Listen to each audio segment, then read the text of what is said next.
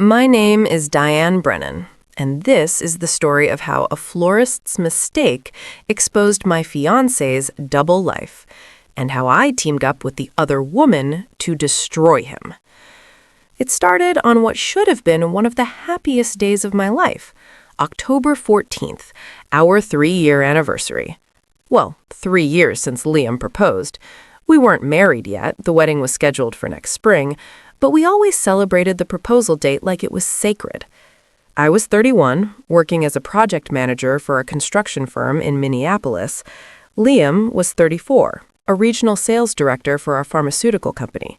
He traveled constantly, Chicago, Milwaukee, Des Moines, sometimes as far as Denver.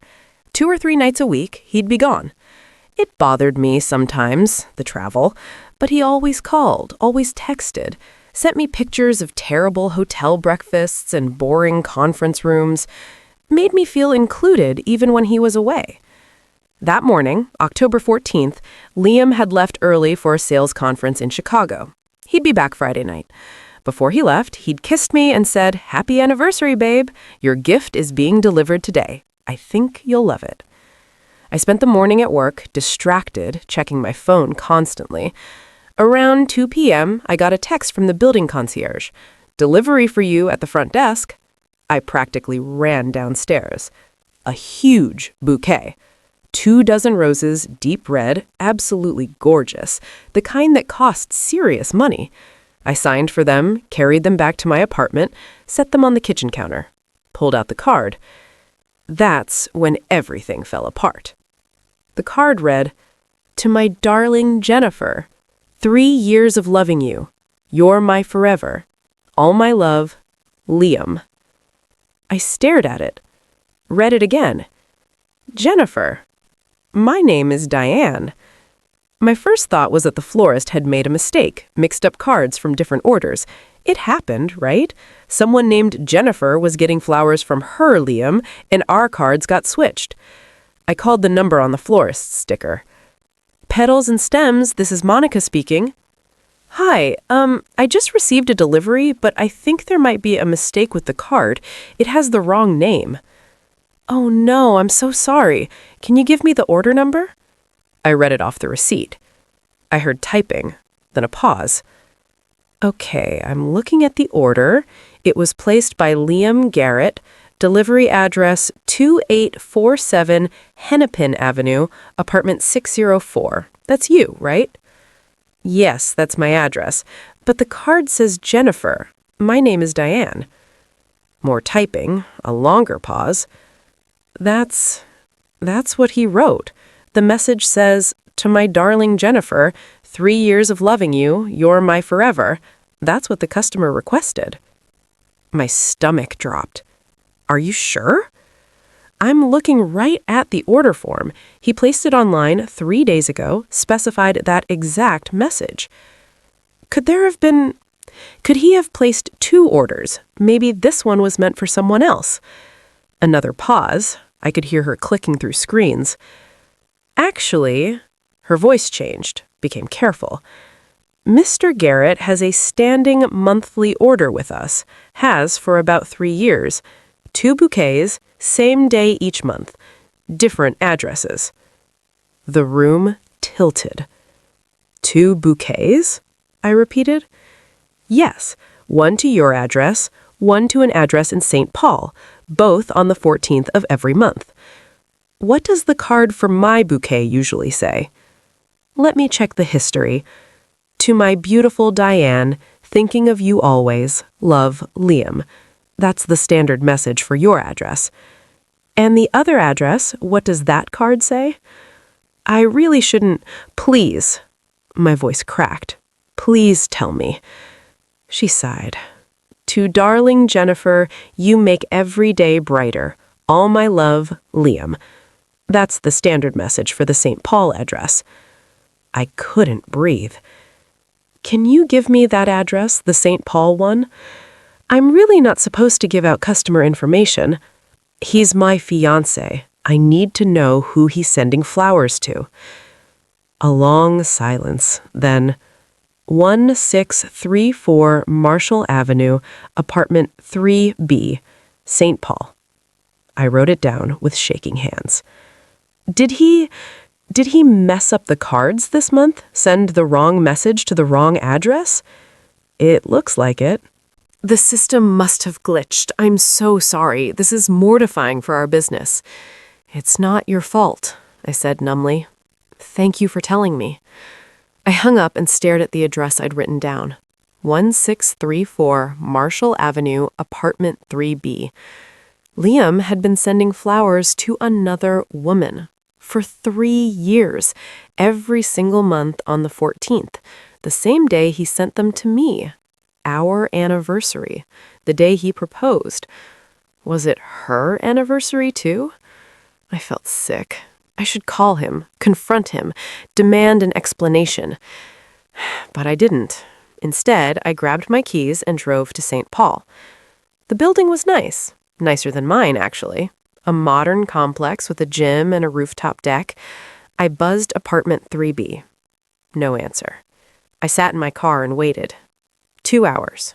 3. I didn't know what I was waiting for. To see her? To see them together? At 6:30, a woman walked up to the building. Late 20s, maybe 30, dark hair, professional clothes, carrying a briefcase and a gym bag. Pretty. She buzzed 3B and went inside. I waited 5 more minutes. Then I followed, slipping in behind another resident. Took the elevator to the 3rd floor, found apartment 3B, knocked. The woman answered. She looked confused. Can I help you? Are you Jennifer? Her confusion deepened. Yes, do I know you? No, but I think we might have a mutual acquaintance. Liam Garrett? Her face lit up. Liam! Yes, he's my fiancé. How do you know Liam? The word hit me like a punch. Fiancé. I'm sorry, I said carefully. Did you say fiancé? Yes, she smiled, held up her left hand. A diamond ring. Different from mine, but similar style. We're getting married next June. Are you a colleague of his? June. My wedding was May. Can I come in? I asked. I think we need to talk. Something in my voice must have alarmed her. Her smile faded. What's this about? Please, just 5 minutes. She hesitated, then stepped back, let me in. Her apartment was beautiful. Open concept, modern furniture, and everywhere there were photos. Her and Liam, at restaurants, on vacation, at what looked like family gatherings. I picked up one from the coffee table. Them at a beach, his arm around her waist. She was wearing a sundress and laughing. That's from last summer, Jennifer said. We went to Cancun for our 2-year anniversary. Your 2-year anniversary? I repeated. Yes, June 14th. Why are you... Did you get flowers today? She blinked. What? Flowers. Did Liam send you flowers today? Yes, he always sends flowers on the 14th. It's our thing. He's so thoughtful like that. Her eyes narrowed. Why? Who are you? I pulled out my phone, showed her a photo. Me and Liam from last month, his arm around me, both of us smiling. Jennifer's face went white. I'm Diane Brennan, I said. Liam Garrett is my fiancé. He proposed to me 3 years ago, October 14th. We're getting married next May. She sat down heavily on the couch. That's not possible. He sends me flowers every month too, on the 14th, our anniversary, except today the florist mixed up the cards. Your message came to me. That's how I found you. Jennifer's hands were shaking. This is insane. Liam and I, we're engaged. We live together. You live together? Yes, he stays here most nights. Sometimes he travels for work, but... She stopped, looked at me. Where does he stay when he's with you? My place, 2847 Hennepin Avenue in Minneapolis. He has clothes there, toiletries, everything. He stays there when he's not traveling. We stared at each other. "How often does he travel?" Jennifer asked quietly. 2 or 3 nights, sometimes more. Same. He's a sales director, conferences and client meetings all the time. That's what he tells me too. Jennifer stood up abruptly, walked to a desk in the corner, pulled out a calendar, started flipping through it. "Last week," Jennifer said, "Monday through Thursday, he told me he was in Milwaukee. Where was he?" I pulled out my phone, checked my photos. Monday, he was with me. We went to dinner. Tuesday, I have a photo of us watching a movie at my place. Wednesday, he left early for Chicago. "Chicago," Jennifer repeated. "He told me he was coming home Wednesday from Milwaukee." We spent the next hour comparing calendars, messages, photos, building a timeline of Liam's double life. He'd been engaged to both of us, proposed to Jennifer in June, 3 years ago, proposed to me 4 months later, in October. He'd been splitting his time between us, using work travel as cover. When he told me he was in Chicago, he was actually with Jennifer. When he told her he was in Milwaukee, he was with me. 2 apartments, 2 relationships, 2 engagement rings, 2 wedding dates. Hers in June, mine in May. What was he going to do? Jennifer asked, her voice hollow. Marry both of us? Maybe he was planning to cancel one wedding, string one of us along until the last minute. Or maybe he was going to go through with both and keep the lie going? The thought made me nauseous. Jennifer's phone rang. She looked at the screen. It's him. Don't answer. He's supposed to be in Chicago until Friday. If I don't answer, he'll worry. Let him worry. She declined the call. My phone rang 2 minutes later. Also Liam. I didn't answer either. He texted me, "Hey babe, tried to call, everything okay? Did you get your anniversary surprise?" I showed Jennifer. He'd texted her something similar. "Miss you, conference is boring without you, can't wait to be home tomorrow." "He's coming to my place tomorrow," Jennifer said. "Friday night, we're supposed to have anniversary dinner." "He told me he'd be at my place Friday night too." We looked at each other. "We could confront him," Jennifer said. "Both show up wherever he goes." "Or," I said slowly, "we could do something better." "What?"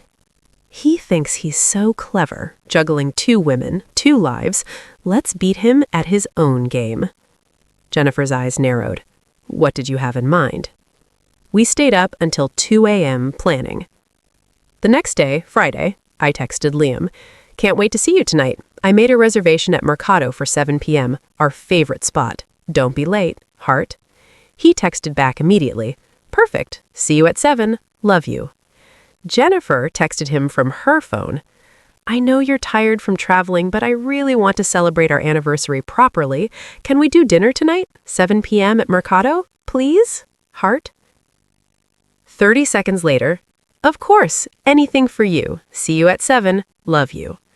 Same restaurant, same time, same love you. Jennifer and I met at a coffee shop that afternoon to finalize everything. "What if he doesn't show up?" she asked. "What if he figures it out?" "He won't. He's been getting away with this for 3 years. He thinks he's untouchable." "What do we say to him?" "Nothing at first.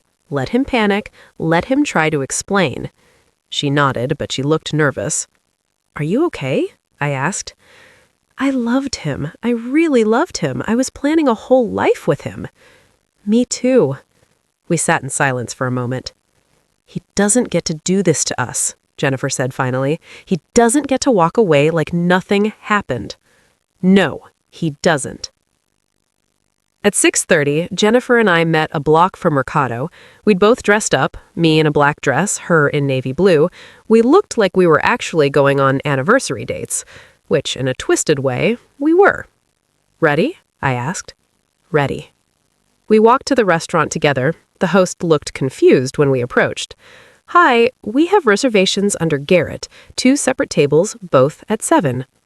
"Oh," the host checked his tablet. "Yes, I see that, but are you together?" "We will be," Jennifer said. "Can you seat us at tables next to each other?" "I suppose so." He led us to two small tables near the back, side by side, but not obviously together. We sat down, ordered wine, waited. At 7:05, Liam walked in. He was on his phone, hadn't lit up yet, talking to someone, laughing. The host approached him. "Mr. Garrett?" "That's me." He pocketed his phone, smiled that charming smile. "Table for two?" "Actually, sir, your party is already here. Both of them." Liam's smile faltered. "Both?" "Yes, sir. Right this way." I watched Liam's face as he followed the host toward us, watched the exact moment he saw me, the flash of confusion. Then the host gestured to both tables, to me, to Jennifer. Liam stopped walking. The color drained from his face. His mouth opened, but no sound came out. "Hi, honey," I said pleasantly. "Happy anniversary." "Happy anniversary," Jennifer echoed. Liam looked between us. "What? Diane, Jennifer, what are you—" "Sit down," I said. "We have a lot to talk about." "I can explain. Sit." He pulled out a chair at my table, sat. His hands were shaking. Jennifer moved her chair to join us. Now we were 3 people at a table set for 2. The waiter approached, looking uncomfortable. "Can I get you started with drinks?" 3 glasses of your most expensive wine," Jennifer said. "He's paying." "And bring the bottle," I added. The waiter fled. Liam finally found his voice.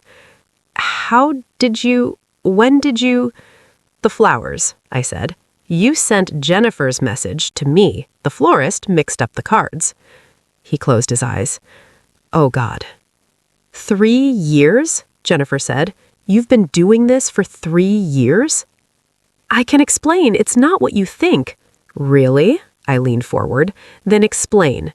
Explain how you're engaged to both of us. Explain the 2 apartments, the fake business trips, the double life."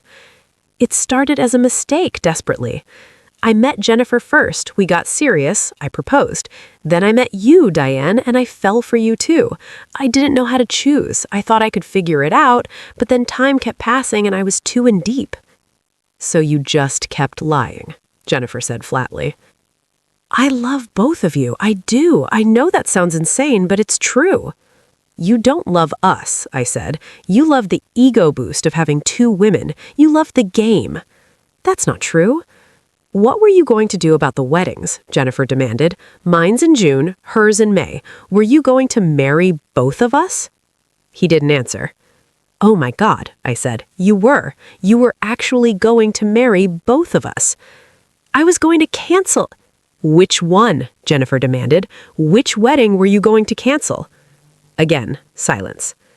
"You hadn't decided," I said. "You were going to wait and see until the last possible second." The waiter returned with wine. Poured 3 glasses with trembling hands. Left the bottle, literally ran away. People at nearby tables were staring now. I didn't care. "Did you ever feel guilty?" Jennifer asked. "Even once?" "Every day. I hated lying to you, both of you." "But not enough to stop," I said. "I didn't know how. I was trapped." "You weren't trapped," Jennifer's voice rose. "You made a choice. Every single day for 3 years, you chose to lie to us. You chose to let us plan futures that were never going to happen." "I'm sorry. I'm so sorry." "Sorry doesn't fix this," I said. "Sorry doesn't give us back 3 years." Liam put his head in his hands. "What do you want from me?" Jennifer and I looked at each other. "We want you to understand what you did," I said. "You didn't just lie to us. You stole from us. Time, trust, futures. You made us love someone who doesn't exist." "I exist. I'm right here." "No," Jennifer said. "The Leo I fell in love with was honest and loyal. That person doesn't exist. You're just a liar who's good at pretending." "We're done here," I said, standing up. "Enjoy your expensive wine and your table for 1. "Wait!" Liam reached for my arm. I pulled away. "Don't touch me. Don't call me. Don't come to my apartment. We're done." "Same," Jennifer said, standing. "Lose my number, lose my address. If you come anywhere near me, I'm filing a restraining order." We walked out together, leaving Liam sitting alone at the table. Outside, Jennifer started crying. So did I. We stood on the sidewalk, two women who'd been strangers a day ago, holding on to each other and sobbing. "I'm sorry," Jennifer said. "I know this sounds stupid, but I'm sorry I didn't know about you. I would never have stayed with him if I'd known." "I know, me too." We went to a bar, got drunk, talked for hours, shared stories about Liam, the good memories now tainted, the future plans now destroyed. "I have my wedding dress already," Jennifer said, wiping her eyes. "Custom made, cost $3,000. I have my venue deposit, non-refundable, $5,000. We should burn his stuff." I was thinking the same thing.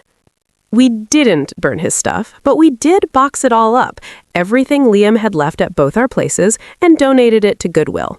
Every shirt, every pair of shoes, every toothbrush. Jennifer found his grandmother's watch, a family heirloom he'd left at her place. She almost kept it to sell, but decided it wasn't worth it.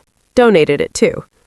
I found love letters he'd written me early in our relationship, read them one last time, then shredded them. We both blocked his number, blocked him on every social media platform, made ourselves unreachable. He tried anyway. Emails, messages from new numbers, even letters to our apartments. "I made a terrible mistake. Please give me a chance to explain. I love you." We never responded. 3 months later, Jennifer texted me, "You'll never guess who just got engaged." "Who?" "Liam. I saw it on Facebook. Some woman named Rebecca. Poor girl has no idea." Should we tell her? I already did. Sent her a message with the whole story. She blocked me, called me a crazy ex. Sounds like she'll figure it out the hard way. Probably. Jennifer and I stayed friends. Not close friends, we had too much shared trauma for that to be healthy, but friendly. We'd text occasionally, meet for coffee every few months. A year after the restaurant confrontation, she called me. "I met someone," she said. "His name is Peter. He's a teacher. Very normal, very boring." Boring sounds perfect. It really does. We've been seeing each other for 3 months. I told him everything about Liam. He didn't run away. That's a good sign. What about you? Are you dating? Sort of. A guy named Eric, accountant, also very boring. "Here's to boring men who only have one fiancé," Jennifer said. "I'll drink to that." 2 years later, I got a wedding invitation. Jennifer and Peter were getting married. I almost didn't go. It felt weird attending the wedding of a woman I'd bonded with over shared betrayal. But I went, and it was beautiful. Jennifer looked radiant. Peter looked at her like she hung the moon. During his vows, he promised to be honest, faithful, and present in one life, this life, with you.